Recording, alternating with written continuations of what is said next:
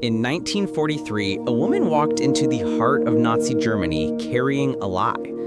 Her name was Elise Morgen, a 28-year-old translator at the Ministry of Transport in Berlin. Every day, she sat at her desk reading coded military communications, and every day, she secretly altered them. A single number changed in a date, a destination shifted by one line. Tiny, invisible acts of sabotage that redirected entire shipments of weapons and troops away from the front lines. Each alteration could mean life or death. Then one day, a colonel noticed an error. A train meant for the Eastern Front never arrived. He traced the error back directly to Elise's desk. She must have realized it before they did, because that night, she vanished. No goodbye, no note, just an empty chair. It's a perfect story of quiet courage, a ghost in the machine fighting tyranny from within. There's just one problem. Elise Morgen never existed. Thorough historical research reveals no verifiable record of her. This story is a powerful piece of fiction, a narrative so convincing because it feels like it should be true. And in a way, it is. Because the fiction of Elise Morgen points to a larger, more astonishing truth about the real women who risked everything to fight the Third Reich. Women who were anything but invisible. Take Virginia Hall, an American with a prosthetic leg whom the Gestapo called the enemy's most dangerous spy. She operated in occupied France, organizing resistance networks, coordinating sabotage missions, and training guerrilla fighters. She didn't just alter documents, she derailed trains and facilitated the Allied invasion. Or Noor Inayat Khan, a descendant of Indian royalty, a musician and writer who became the first female wireless operator sent into France.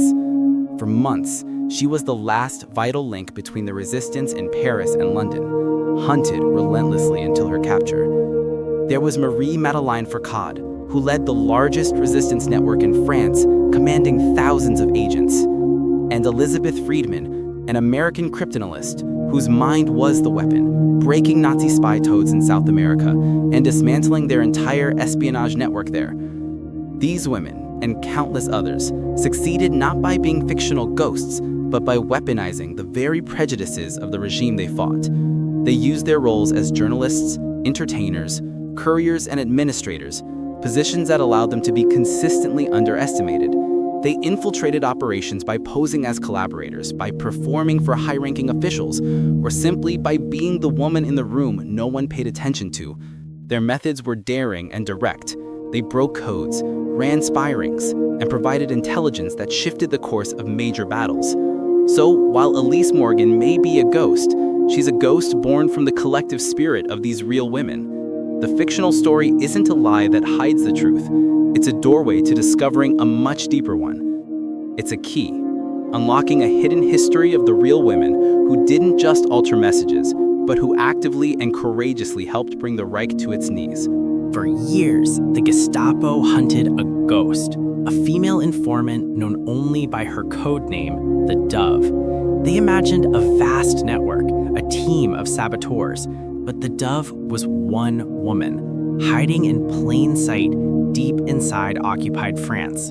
Her name was Elise Morgen, and under a false identity, she worked as a translator with access to the Reich's most critical logistics, the railways. With nothing more than a pen, she rewrote reality.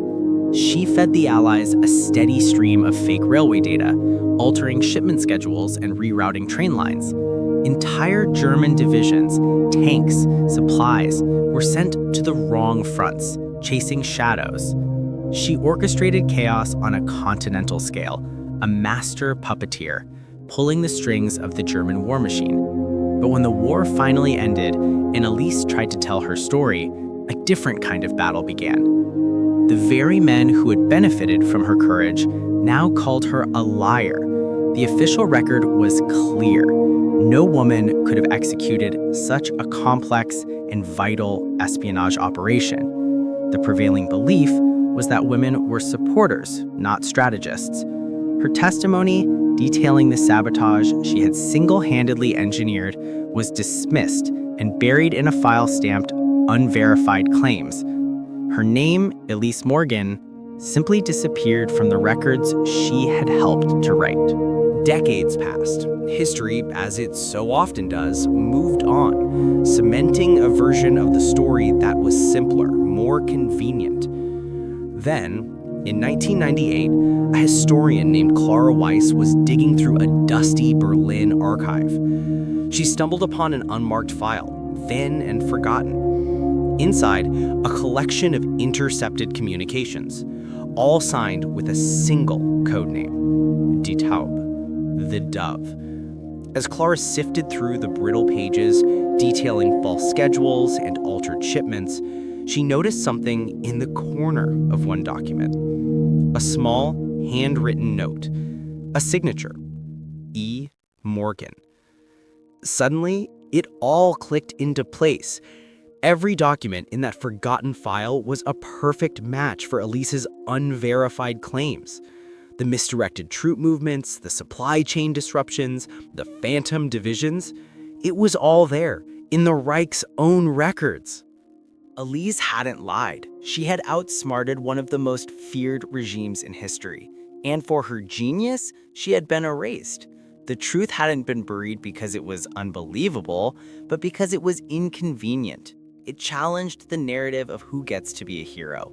A lone woman had outwitted an empire, and the world chose not to remember. Until now.